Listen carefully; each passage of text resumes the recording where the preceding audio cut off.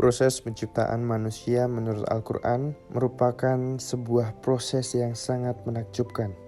Al-Quran memberikan beberapa ayat yang menjelaskan tahapan penciptaan manusia dari nutfah hingga menjadi janin dan kemudian menjadi manusia yang sempurna. Hal ini menjadi salah satu bukti kekuasaan dan kebesaran Allah Subhanahu wa Ta'ala.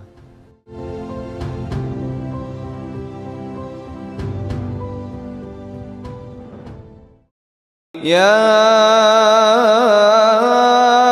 أيها الناس إن كنتم في ريب من البعث فإنا خلقناكم من تراب ثم من نطفة ثم من علقة ثم من مضغة مخلقة وغير مخلقة لنبين لكم ونقر في الأرحام ما نشاء إلى أجل مسمى ثم نخرجكم طفلا ثم لتبلغوا أشدكم ومنكم من يتوفى ومنكم من يرد إلى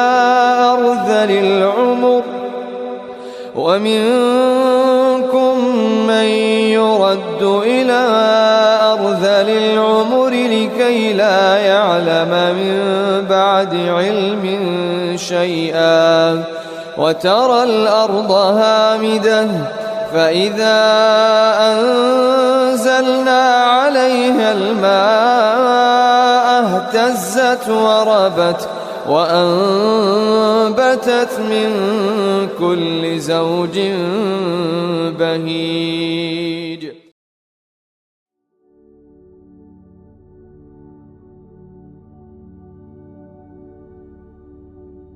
Surah Hajj ayat 5 tersebut memberikan gambaran tentang proses penciptaan manusia dan juga mengajak manusia untuk merenungkan tahap-tahap kehidupan mereka sebagai tanda kekuasaan dan kebesaran Allah Subhanahu wa Ta'ala. Pada ayat ini menjelaskan bahwasanya tahap penciptaan manusia mulai dari tanah hingga menjadi manusia yang hidup.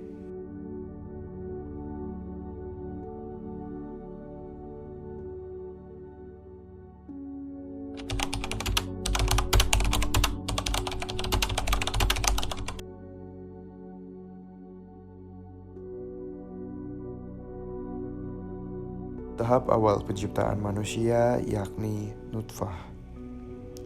Nutfah yaitu setetes air mani atau sperma yang mengandung sel benih laki-laki. Dalam konteks biologis dan penciptaan manusia menurut Al-Quran, nutfah merupakan tahap awal sebelum proses perkembangan embrio di dalam rahim ibu.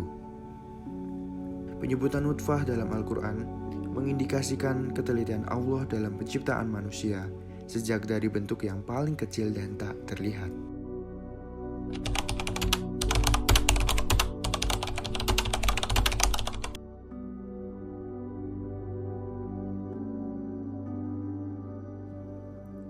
Tahap ketiga dalam penciptaan manusia ialah mudghah.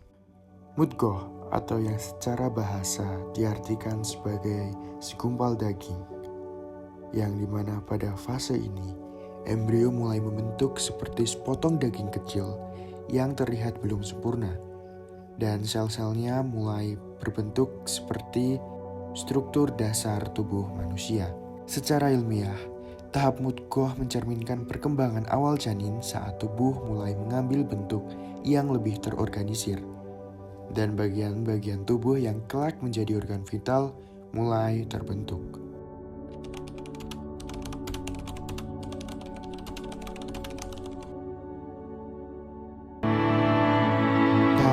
Proses penciptaan manusia yang selanjutnya ialah izam. Izam atau yang bisa diartikan sebagai pembentukan tulang, di mana pada fase ini embrio mulai membentuk kerangka dasar yang akan mendukung tubuh. Secara ilmiah, fase ini terjadi ketika sel-sel yang disebut osteoblast mulai membentuk jaringan tulang di dalam janin.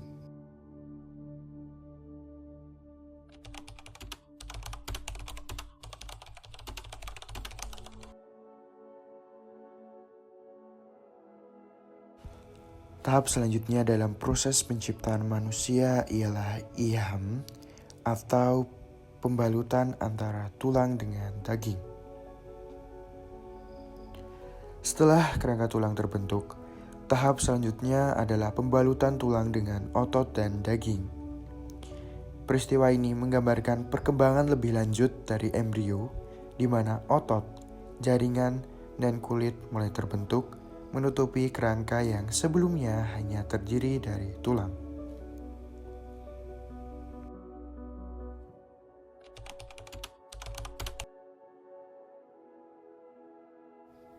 Tahap akhir dalam proses penciptaan manusia ialah peniupan ruh.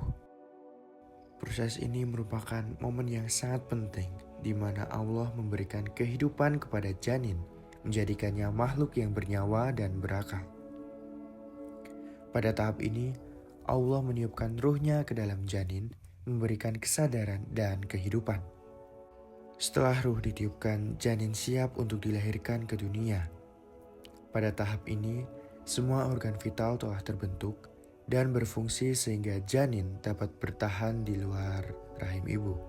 Proses ini menunjukkan bahwa penciptaan manusia adalah suatu keajaiban yang sangat kompleks, di mana dari sesuatu yang sangat kecil hingga menjadi makhluk hidup yang sempurna dengan fisik dan spiritualitas.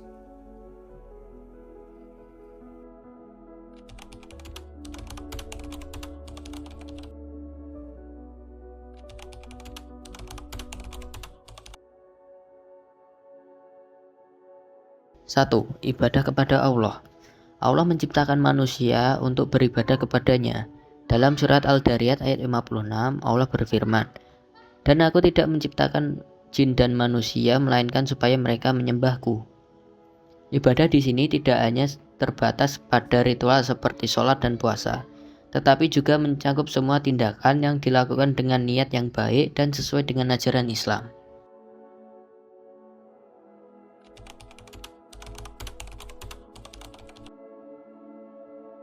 Dua, menjadi khalifah di bumi.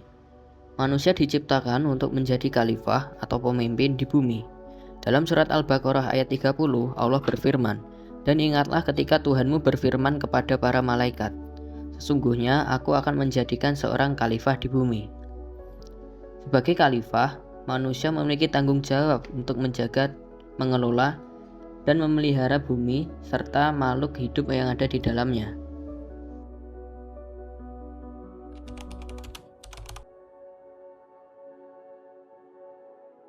3. Ujian dan pembuktian amal. Hidup di dunia adalah ujian yang Allah berikan untuk menguji siapa yang paling baik amalnya. Dalam surat Al-Mulk ayat 2, Allah berfirman, "Yang menciptakan mati dan hidup agar Dia menguji kamu. Siapa di antara kamu yang lebih baik amalnya?" Setiap individu akan dimintai pertanggungjawaban atas amal perbuatannya di akhirat.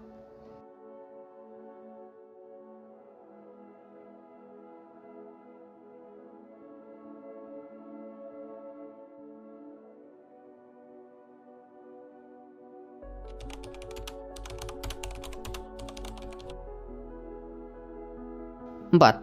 Mencari ilmu dan pengetahuan. Islam sangat menekankan pentingnya pencarian ilmu. Nabi Muhammad SAW bersabda, "Menuntut ilmu adalah kewajiban setiap muslim."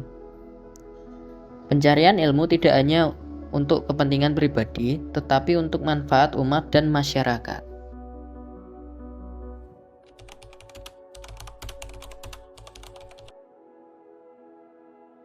5. Menjalin hubungan sosial. Manusia diciptakan sebagai makhluk sosial. Dalam interaksi dengan sesama, Islam mengajarkan untuk saling menghormati, tolong-menolong, dan berbuat baik. Ini termasuk hubungan dengan keluarga, tetangga, dan masyarakat luas.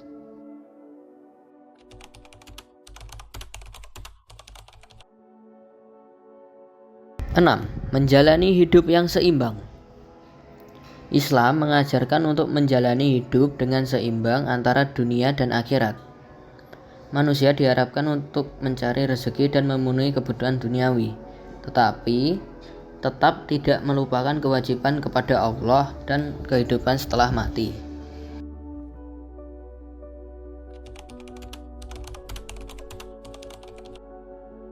7. Menggapai kebahagiaan abadi. Tujuan akhir dari penciptaan manusia adalah untuk meraih kebahagiaan abadi di akhirat. Dengan mengikuti petunjuk Allah dan beramal soleh, manusia diharapkan dapat memasuki surga dan mendapat ridho Allah.